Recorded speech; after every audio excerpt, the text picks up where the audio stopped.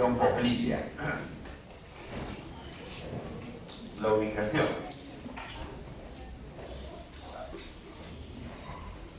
Se va a encontrar en la parte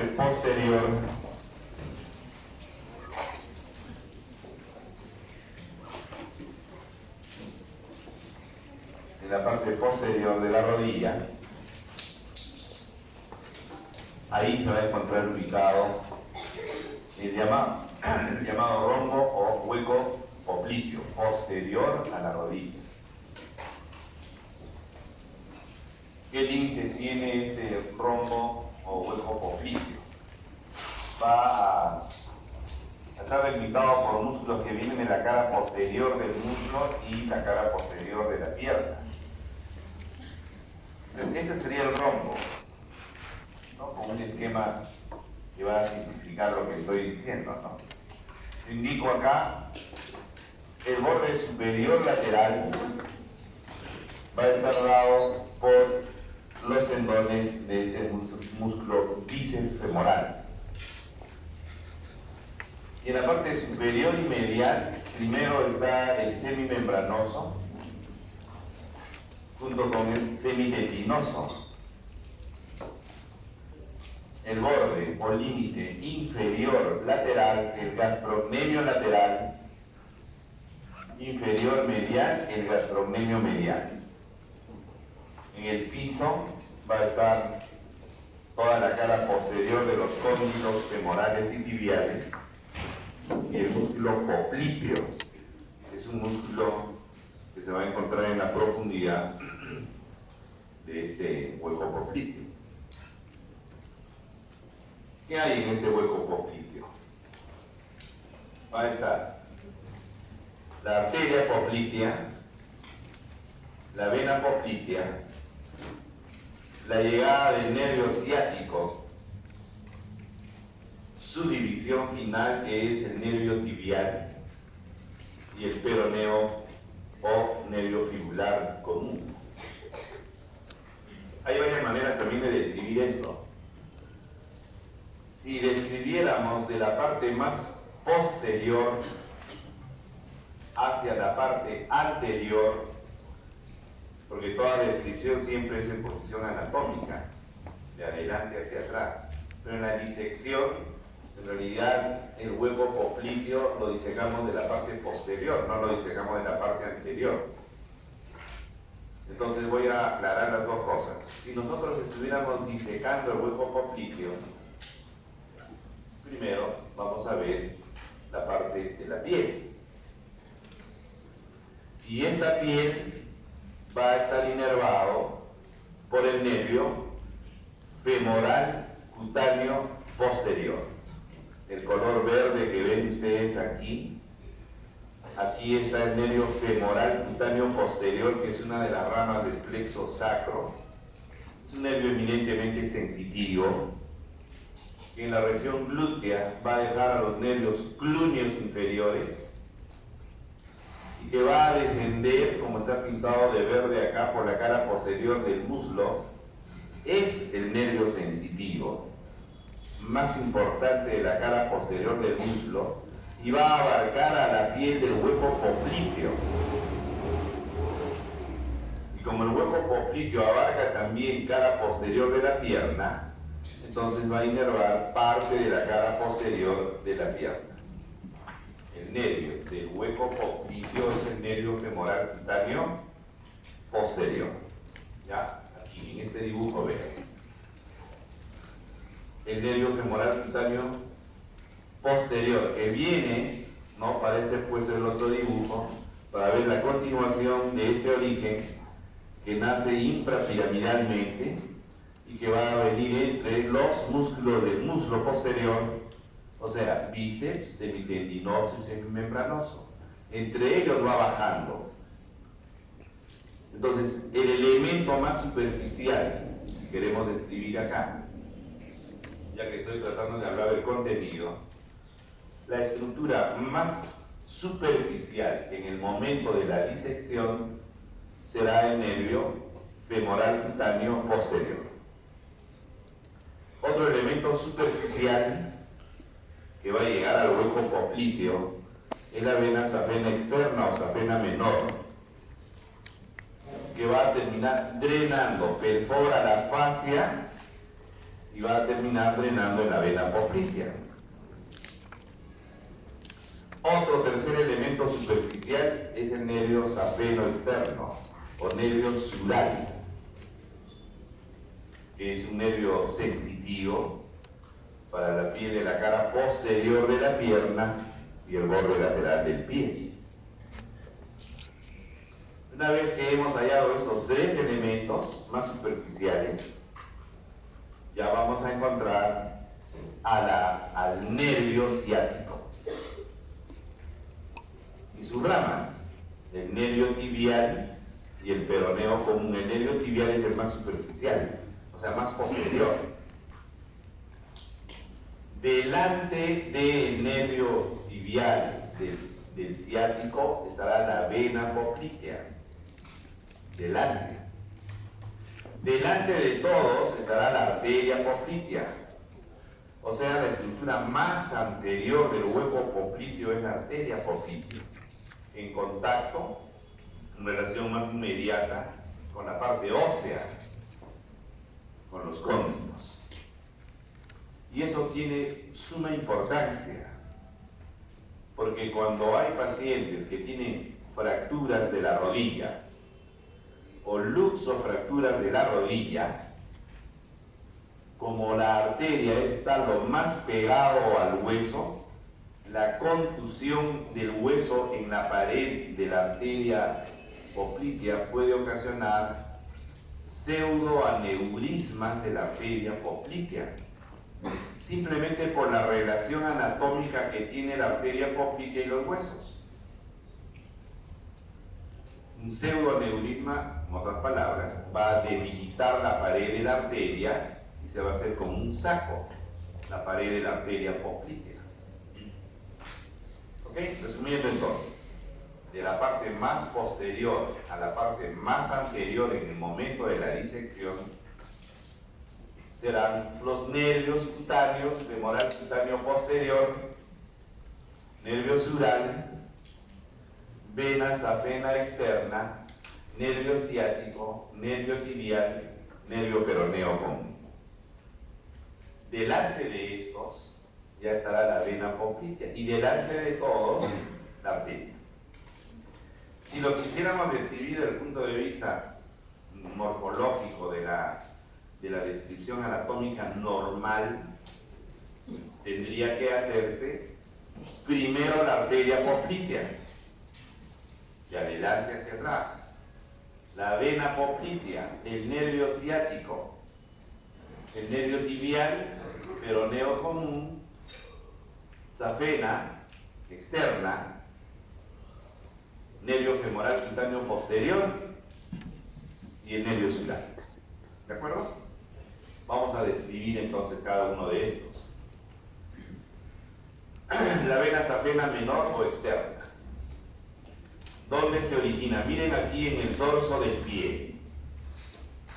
En el dorso del pie está el arco venoso dorsal del pie. ¿Ya? El arco venoso dorsal del pie. Este arco venoso está recogiendo a las venas digitales de los dedos. ¿Cómo termina el arco venoso dorsal? Por dos venas marginales. Por ejemplo, aquí vemos la vena marginal lateral. El arco venoso dorsal del pie como como una herradura en el dorso del pie. Los extremos se van a llamar marginales. Si estamos ubicados en el borde o en el lado medial, se llamará marginal medial, que originará la safena mayor, safena magna. Si estamos, como aquí veo en la figura, la marginal lateral es la que va a originar a la vena safena menor. La vena safena menor es retromalleolar, está detrás del malleolo peroneo, siempre acompañado del nervio sural. La vena sube, el nervio baja. Entonces, cuando ya esta vena safena externa toma la cara posterior de la pierna, va ascendiendo junto con el nervio sural, miren, junto con el nervio sural. Felizmente los dos también se llaman igual, vena safena externa o nervio safeno externo, o sural. Esta vena va a perforar la fascia del hueco poplitea, miren, acá lo está perforando, y va a terminar drenando en la vena poplitea. Por eso es menor, porque la safena mayor ya sabemos dónde va a terminar, en la femoral común. Es bueno recordar el plexo sacro. ¿Cómo está conformado? L4, ya lo han visto, lo hemos visto en pelvis. L5, el tronco lumbosacro, la unión de ambos, primer, segundo y tercer nervio sacro, y algo del cuarto nervio sacro para formación del plexo sacro. Todos los nervios que han visto ustedes en la región glútea, el nervio glúteo superior, inferior, pudendo, del obturador interno, del cuadrado crural, femoral, cutáneo posterior, todos nacen del plexo sacro, todos. Y en caso del nervio ciático, tiene dos componentes, felizmente bien claro con los colores, ¿no? Este color medio rojo es el componente tibial. Y ese componente tibial viene ¿de dónde? De L4, de L5, de S1, S2 y S3. Formantes radiculares del componente tibial del ciático. L4, L5, S1, 2 y 3.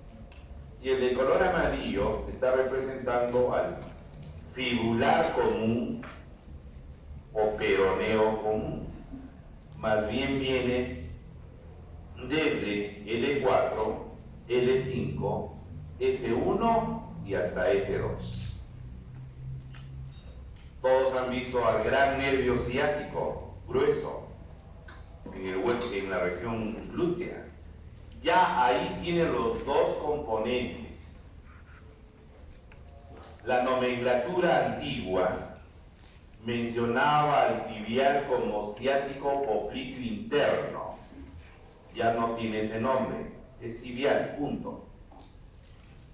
Y al peroneo común se le llamaba antes ciático popliteo externo. Ya no se llama así.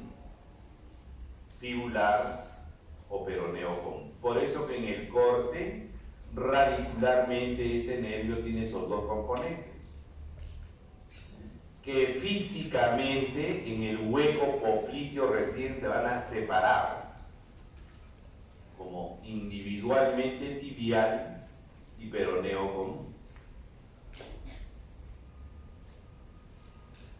Entonces, este nervio ciático ya sabemos cuál es su origen: radicular, tibial, peroneo común, ¿no? O fibular común. ¿Y cómo se origina el nervio sural? Que es un nervio totalmente sensitivo. Para la cara posterior de la pierna va a pasar detrás del maleolo peroneo, va a inervar el borde lateral del pie hasta el borde del quinto dedo. Ahí termina el nervio sural. ¿Cómo se origina el nervio sural? Dos raíces, dos componentes. Una rama del tibial y otra rama del peroneo común. Ramo cutáneo peroneo, ramo cutáneo tibial. Se juntan los dos y forman el nervio sural. Entonces el nervio sural se origina de los dos componentes, tibial y peroneo común. La arteria poplitea. Su origen. ¿Dónde se origina la arteria poplitea? Ya en un lo hemos visto como la arteria femoral común se origina en el arco crural o debajo del ligamento inguinal. Da ramas como femoral común y luego se divide en femoral profunda y femoral superficial. Es la femoral superficial que junto con la vena femoral superficial y el nervio safeno interno pasan por el triángulo de Scarpa, van a llegar al conducto subsartorial de Hunter y en el conducto subsartorial, antes de que ingrese al hueco popliteo,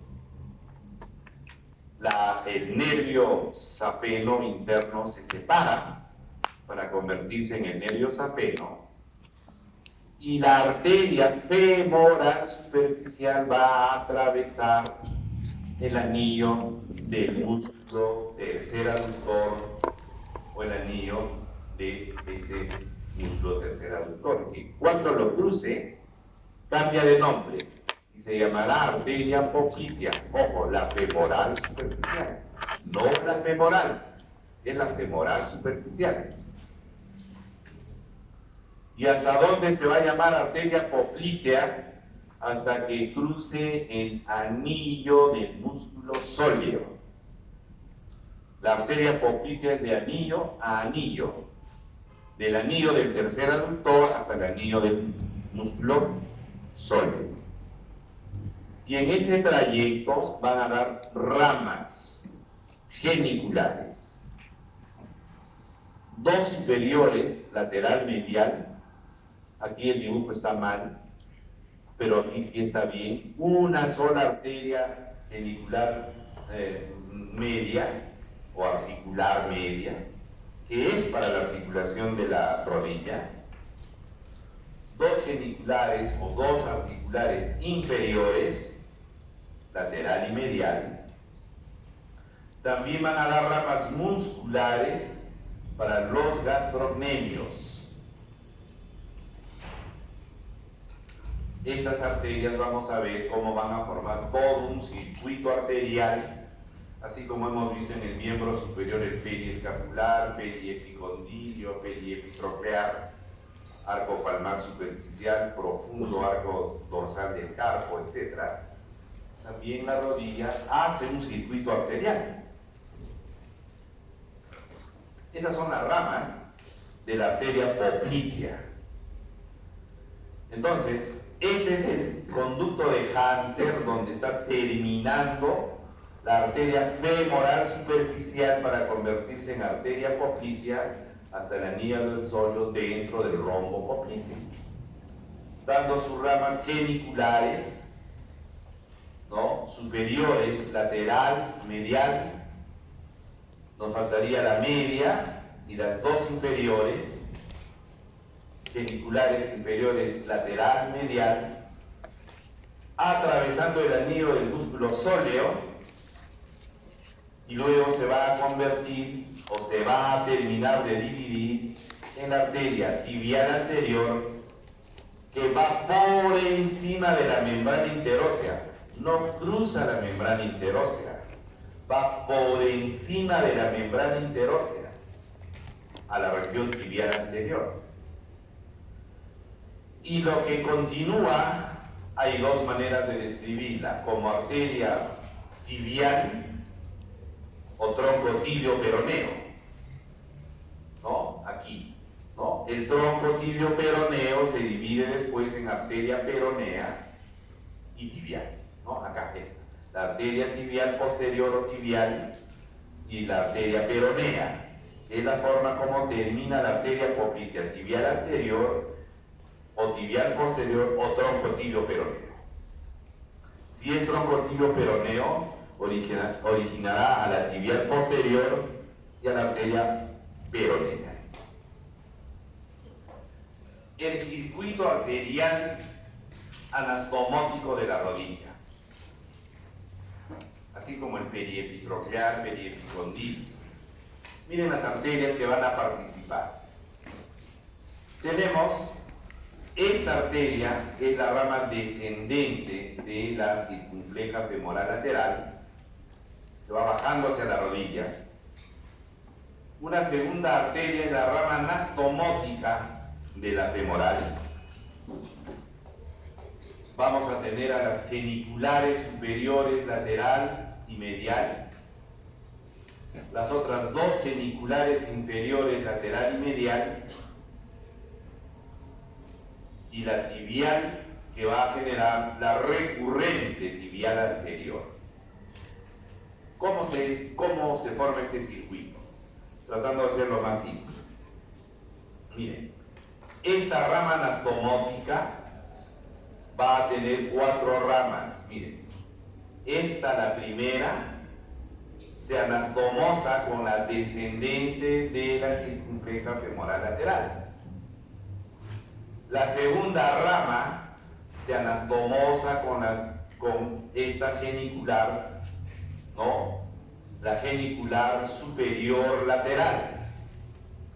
La tercera rama con la genicular superior medial.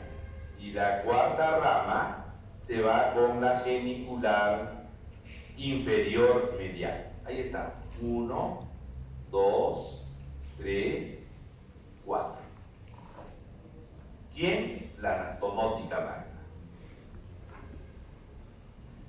Luego, hay un juego, hay una unión, por ejemplo, esta rama anastomótica entre la arteria genicular superior lateral y la genicular inferior lateral. Entre ambas se anastomosa. Esta arteria genicular medial inferior también podríamos decir que da estas 3 ramas. Una que se anastomosa con la recurrente tibial anterior, otra que se anastomosa con la genicular superior media y otra que se anastomosa con esta rama de la anastomótica magna. ¿Qué resulta? Que la arteria tibial se anastomosa con las geniculares, que las geniculares se anastomosan con las ramas de la arteria femoral para asegurar la irrigación. Entonces, esta descendente que es la anastomótica, la rama descendente de esta circunfleja femoral lateral, hacen una primera anastomosis. O sea, esta tiene 4 ramas, ¿ya? Para anastomosarse con las que ya he mencionado, ¿no? La genicular superomedial, con la genicular inferior medial, la recurrente tibial anterior, anastomosándose con la genicular inferomedial. Entre la genicular lateral superior y la inferior también va a suceder otra anastomosis arterial. La vena poplitea, por eso primero he descrito la arteria, porque la vena poplitea se va a formar por la unión de la vena tibial anterior y el tronco tibio peroneo, que cruza también el anillo del músculo sóleo, convirtiéndose en la vena poplitea, recogiendo a las venas que acompañan a las arterias geniculares superiores, media, inferiores, musculares. Cuando cruce esta vena poplitea el anillo del tercer aductor, cambia de nombre y será la vena femoral superficial. Ya hemos visto en muslo cómo se forma la vena femoral común. Se ha pintado la vena femoral superficial y la femoral profunda. Entonces no se confundan, no solamente es arteria femoral, vena femoral, cada uno tiene su nombre. Son 3 femorales: común, superficial y profunda. Van a tener que disecar esas venas.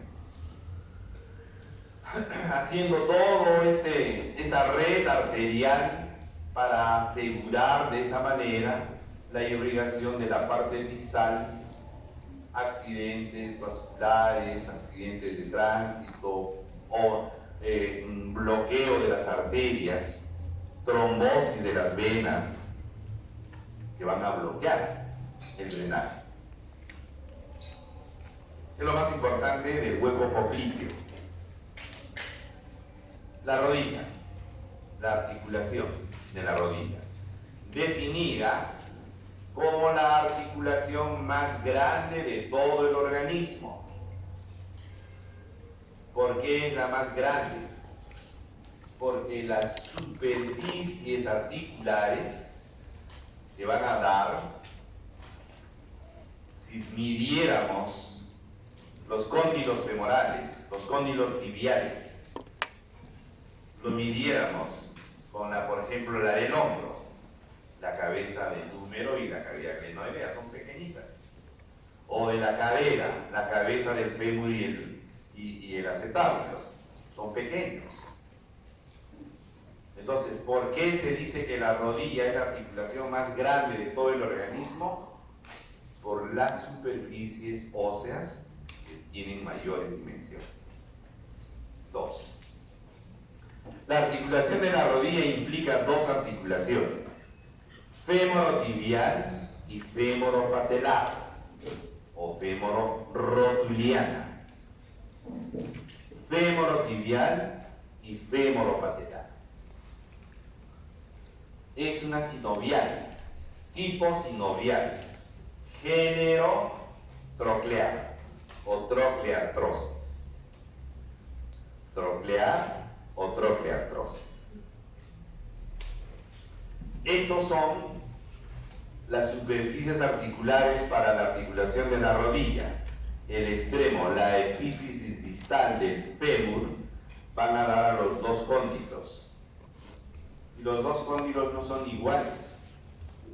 El cóndilo lateral y medial son diferentes. Mientras uno tiene un diámetro antero-posterior mucho mayor, el otro tiene un diámetro transverso mucho mayor. Por ejemplo, el cóndilo medial es más largo. Ustedes ven el fémur, el cóndilo medial tiene mayor longitud que el otro cóndilo lateral. El espacio intercondilio. Y la tibia, en su epífisis proximal, como superficie ósea para que se dé la articulación de la rodilla, ¿qué cosa va a tener? A los dos cóndilos tibiales. Y dentro de los cóndilos tibiales vamos a tener las cavidades glenoideas. Si esto es el cóndilo lateral, será la cavidad glenoidea lateral. Si todo esto es el cóndilo medial, se llamará cavidad glenoidea medial. Hay dos cavidades glenoideas. Y entre las dos cavidades glenoideas, este espacio donde se van a encontrar las espinas o tubérculos intercondilios, lateral y medial. Lugares donde se van a insertar los ligamentos cruzados.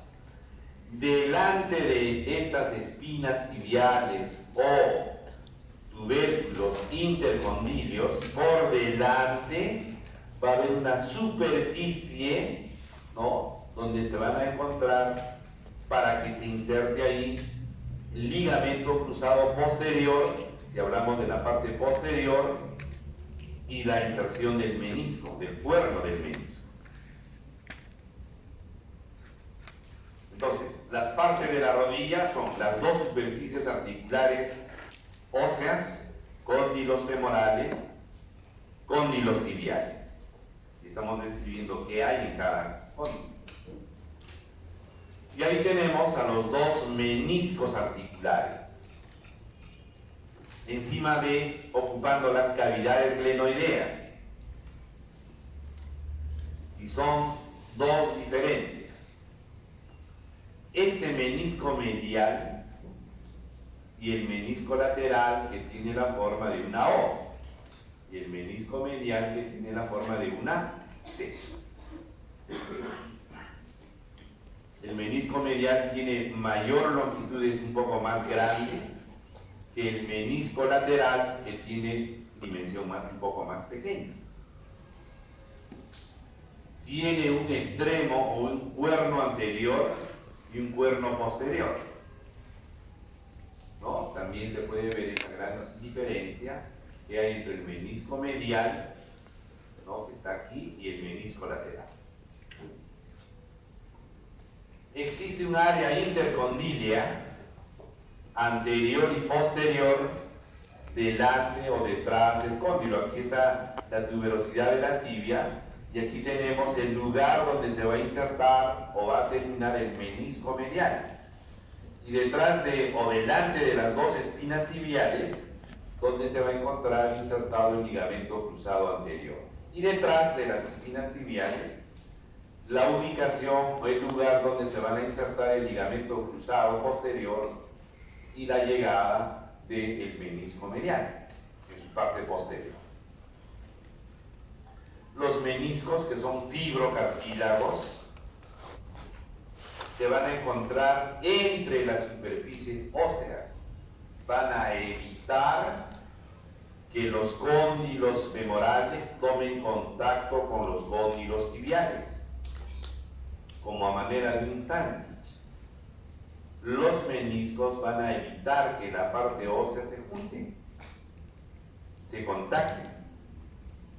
Claro, hay casos en que se rompen esos meniscos, se desgastan, producen mucho dolor, ya cuando los huesos ambos están casi en contacto. De tal manera que esa es la función de los meniscos.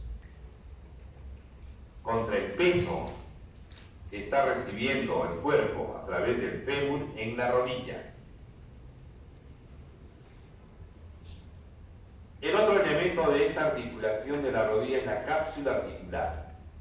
Esta es la cápsula articular cortada. La vemos acá, la cápsula articular.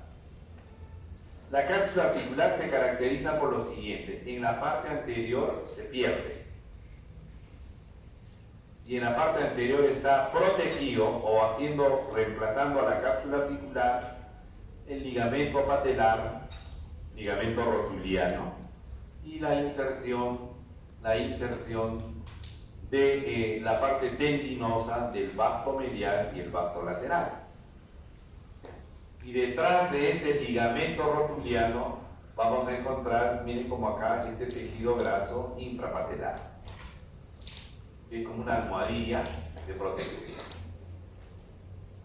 El otro elemento de la articulación de la rodilla es la membrana sinovial, está de color rojo. Esta membrana sinovial va a originar dos cavidades sinoviales. ¿Por qué?